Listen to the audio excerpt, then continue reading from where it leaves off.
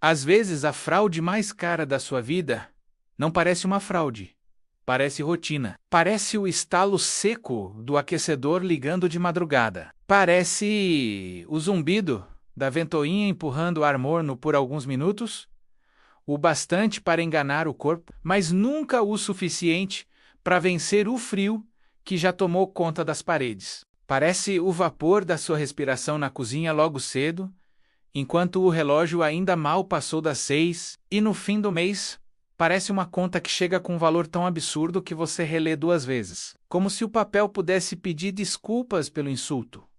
O mais cruel não é pagar caro. O mais cruel é pagar caro e continuar desconfortável. Porque é isso que muita gente vive sem perceber. Não compra calor. Compra alívio temporário. Compra horas de trégua. Compra um sistema inteiro desenhado para funcionar em ciclos. Depender de combustível, exigir manutenção, consumir energia. E no fim, ainda deixar a sensação de que a casa nunca está realmente do seu lado. Como se você morasse dentro de uma caixa que precisa ser resgatada o tempo todo por máquinas. Agora, segura essa imagem por alguns segundos. Em um lugar onde o inverno não faz concessões, alguém pega alumínio descartado, madeira barata, uma superfície transparente e tinta escura. Monta uma caixa simples, prende essa caixa onde ela recebe sol, abre 2 passagens de ar. E sem motor, sem chama e sem eletricidade. Transforma a luz em conforto Enê, o M-Teoria, não em laboratório.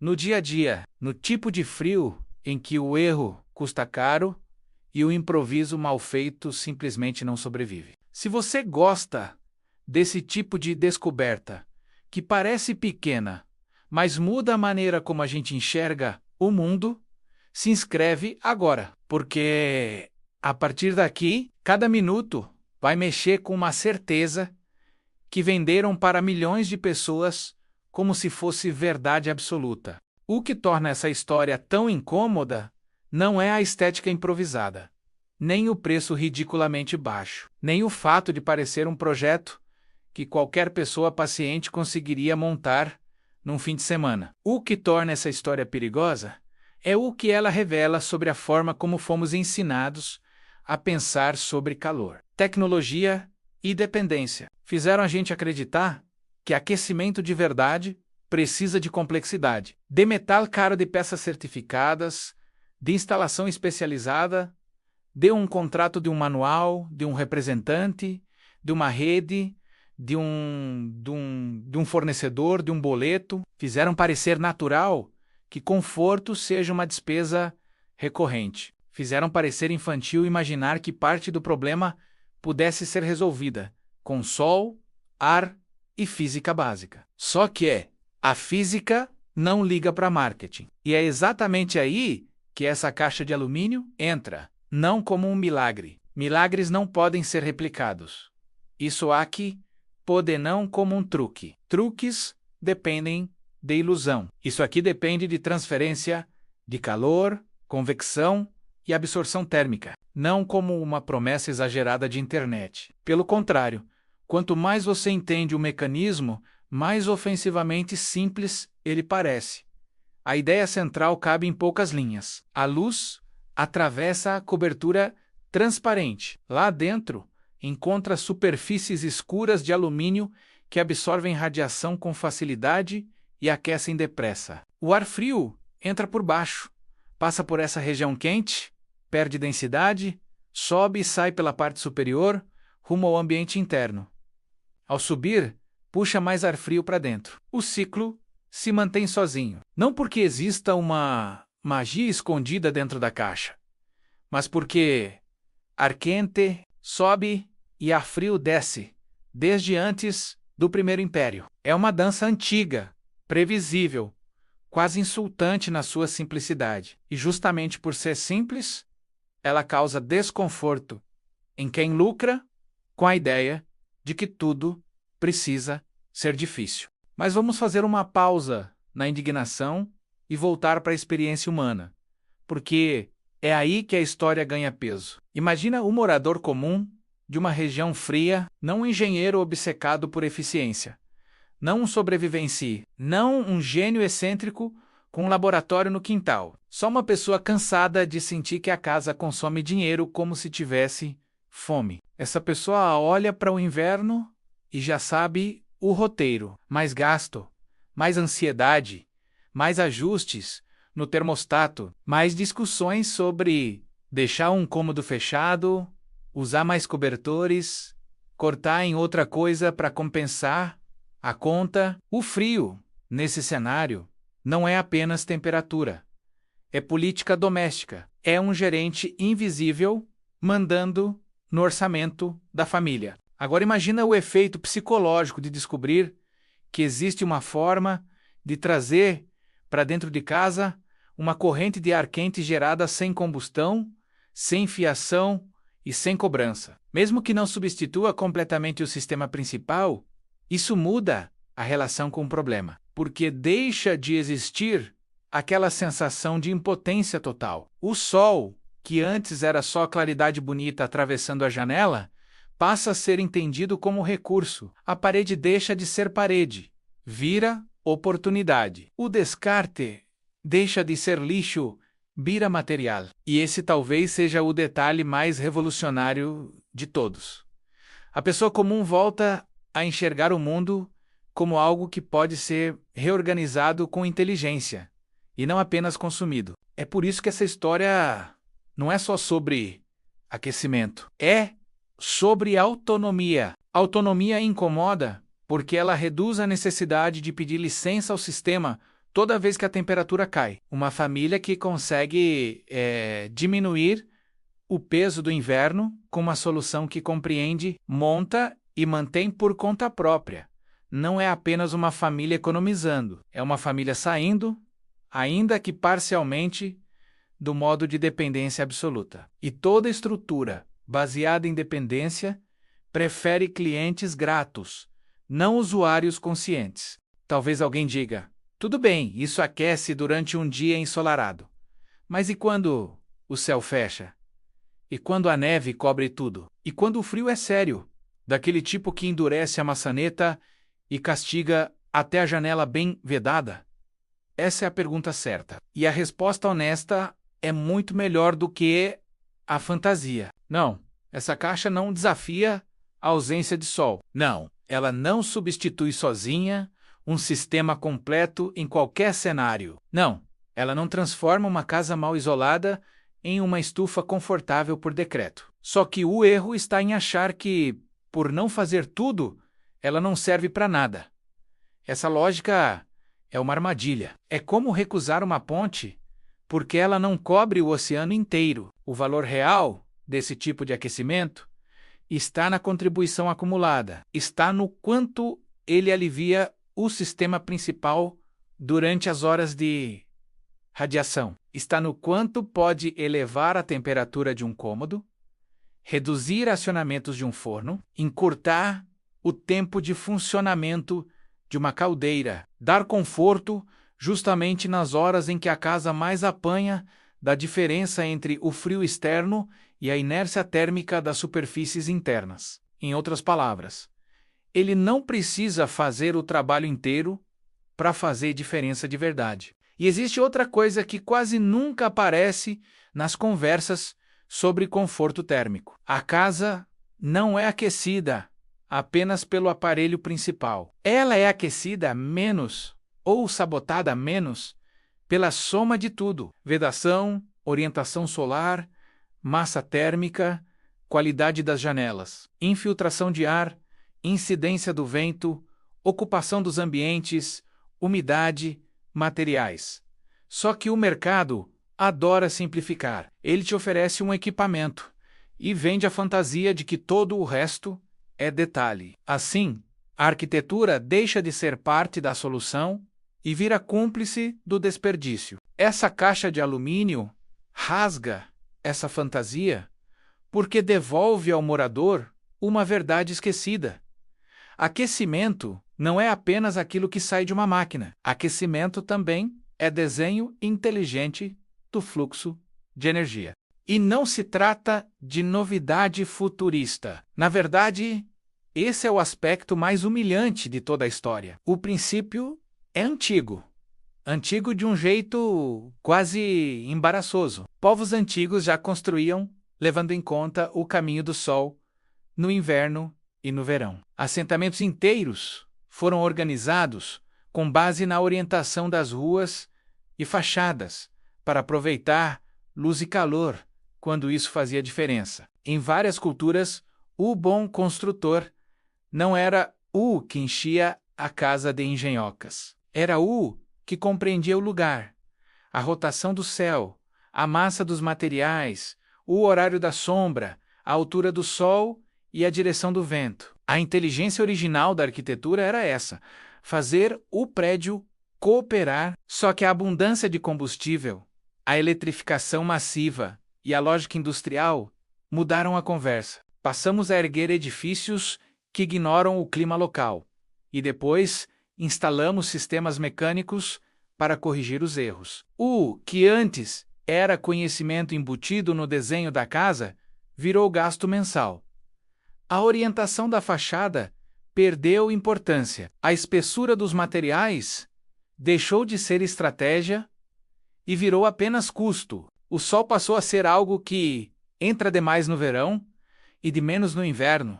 Um problema de controle, não uma fonte a ser usada com inteligência. O resultado foi uma sociedade inteira habituada a pagar para compensar a própria distração construtiva. É por isso que uma caixa barata feita de alumínio pode parecer quase ofensiva.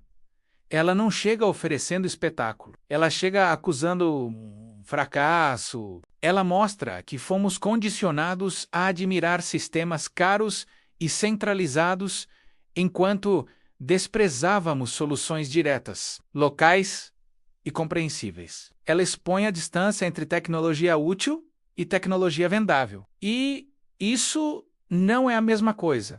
Tecnologia vendável geralmente exige narrativa, interface, escala, certificação, linha de montagem, rede de distribuição, marca, margem. Tecnologia útil, às vezes, precisa só de uma superfície aquecida, um gradiente de temperatura e espaço para o ar circular. A caixa de alumínio está do lado da utilidade nua, e por isso mesmo, ela não combina com o teatro do consumo moderno. Agora vem a parte mais delicada. Por que algo tão lógico permaneceu durante tanto tempo fora do centro da conversa? A resposta fácil seria culpar uma conspiração. A resposta adulta é mais perturbadora. Não é preciso um vilão genial quando você tem sistemas inteiros que se defendem sozinhos. Códigos de construção foram pensados para produtos padronizados. Seguradoras foram treinadas para desconfiar do que foge do catálogo. Associações residenciais preferem uniformidade visual à liberdade funcional. Bancos, avaliadores e compradores costumam enxergar preço e acabamento, não resiliência e autonomia. Some tudo isso, e você cria um ambiente em que a inovação feita no local nasce com peso extra amarrado aos pés. Não é proibição explícita, é atrito. E atrito, quando distribuído por toda parte, funciona como cerca invisível. Você pode até montar algo simples no seu galpão, na sua casa fora do circuito, na parede ensolarada de um anexo, mas tente colocar essa lógica em larga escala, incorporá-la de forma aberta, tornar isso parte de uma cultura construtiva. E, de repente, surgem objeções de todo tipo. Não porque o calor tenha parado de obedecer às leis da física, mas porque aquilo que não cabe no ecossistema dominante precisa se justificar o tempo inteiro. Repara como isso acontece em outras áreas também. Métodos que reduzem dependência costumam ser tratados como excentricidade.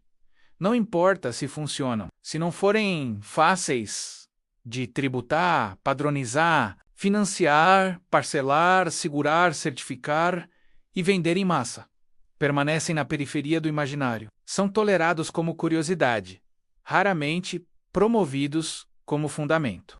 Com um calor solar de ar, a ironia é ainda maior, porque estamos falando de algo que resolve uma necessidade muito concreta.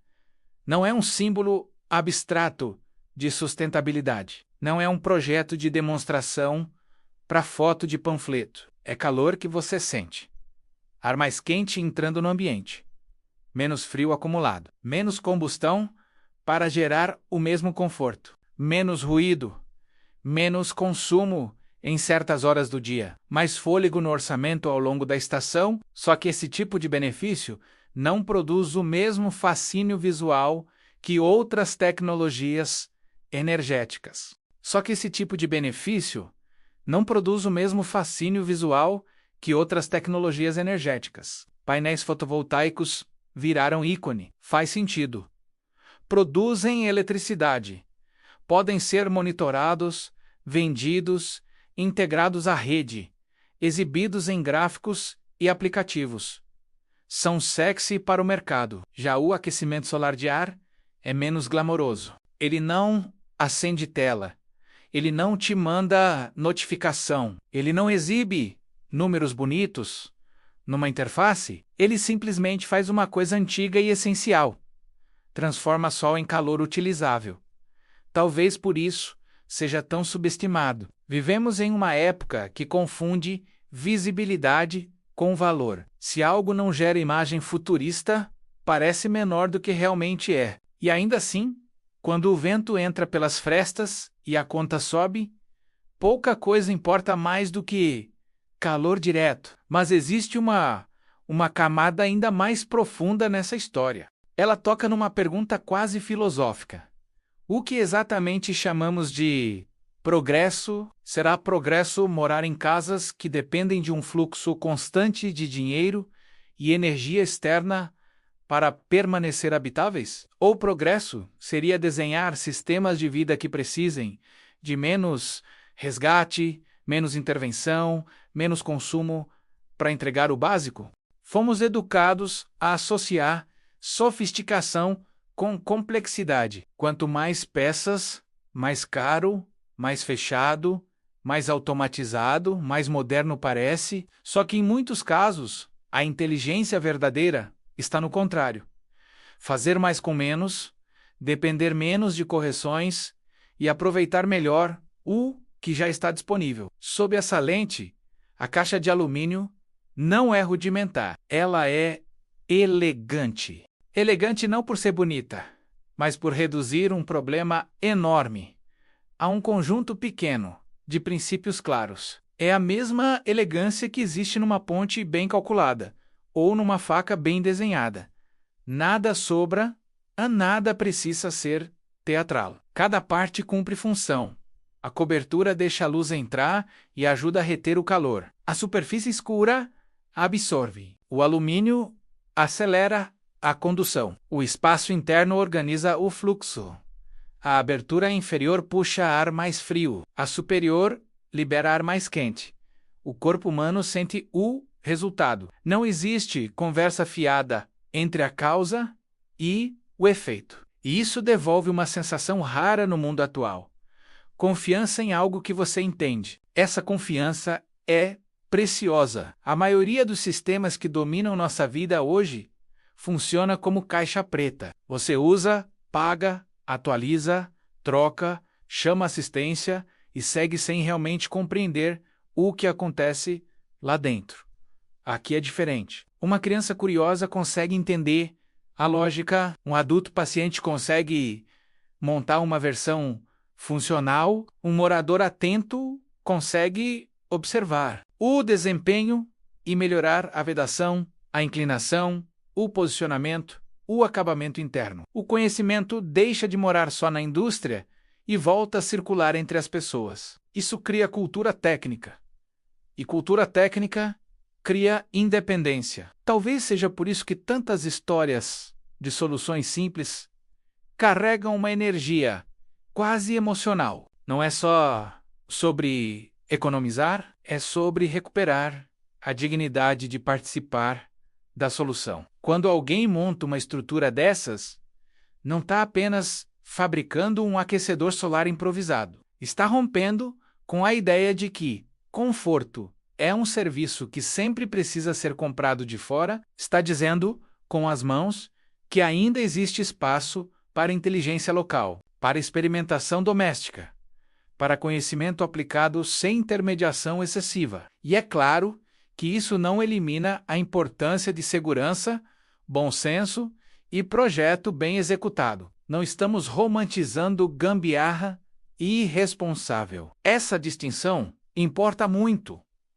O problema não é ter critérios. O problema é quando o critério vira uma muralha tão cara e tão desconectada da realidade que exclui qualquer possibilidade de solução acessível feita com cuidado. O problema não é avaliar risco. O problema é construir um sistema no qual só aquilo que nasce dentro de determinada lógica industrial parece digno de existir. Porque, no fim, existe uma pergunta que ninguém consegue responder de forma convincente. Por que uma casa deveria desperdiçar sol no inverno? Não porque um equipamento alternativo nem sempre resolve tudo. Essa parte já entendemos. A pergunta é outra. Por que aceitar passivamente que uma superfície ensolarada durante horas do dia não seja aproveitada de nenhuma forma térmica inteligente? Por que considerar normal que o sol bata na fachada e morra ali, sem trabalhar para o morador? Por que o projeto padrão da moradia moderna frequentemente se comporta como se a radiação de inverno fosse irrelevante? Talvez porque o desperdício tenha sido normalizado por tanto tempo que já não o percebemos. O que nos leva ao título desta história, que soa exagerado de propósito. Mantém qualquer casa a 24 graus para sempre. Lido ao pé da letra, isso é impossível. Nenhum sistema passivo simples derrota toda a complexidade do clima, da sombra, da latitude, da insolação variável, da qualidade construtiva e da física básica sem contexto. Mas há uma verdade emocional escondida na hipérbole.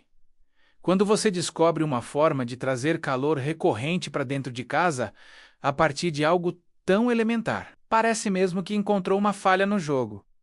Parece que alguém esqueceu de cobrar. Parece que uma porta lateral ficou aberta enquanto todo mundo era empurrado pela entrada principal. É essa sensação que faz a ideia se espalhar tão rápido sempre que alguém a encontra. A pessoa não vê só um objeto. Uma brecha. E brechas têm poder, porque revelam que a narrativa dominante nunca foi a única possível. Agora, imagina o impacto disso em regiões frias, isoladas ou vulneráveis a interrupções energéticas. Lugares em que uma pane, um aumento repentino de preço ou uma crise de abastecimento muda tudo em questão de dias. Nesses cenários, qualquer fonte suplementar de calor deixa de ser curiosidade e vira resiliência. Não é apenas questão de conforto, é margem de segurança.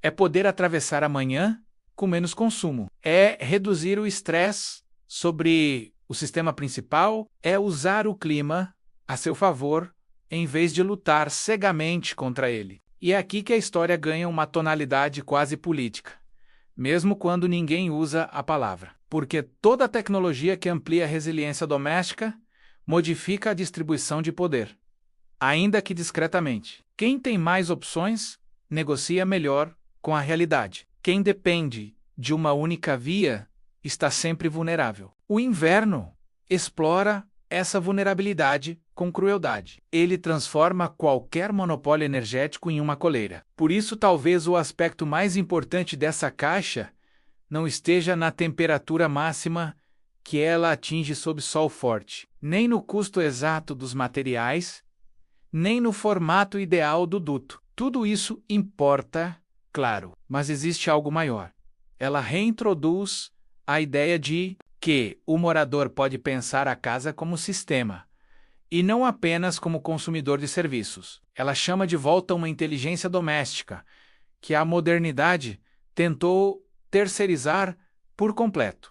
Você começa olhando para uma caixa na parede e termina questionando a arquitetura do bairro inteiro. Começa pensando em alumínio pintado e termina perguntando por que tantas casas foram projetadas como se o inverno fosse uma surpresa anual. Começa interessado em economia e termina esbarrando em autonomia, desenho urbano, cultura material, dependência, mercado, educação técnica. É assim que as ideias realmente fortes funcionam. Elas entram pela porta dos detalhes e quando você percebe, já alteraram o mapa mental inteiro. Talvez por isso tantas soluções assim sejam empurradas para o canto do discurso público. Não porque sejam inúteis, mas porque fazem perguntas demais. E perguntas demais são perigosas quando o modelo de negócio depende de respostas prontas.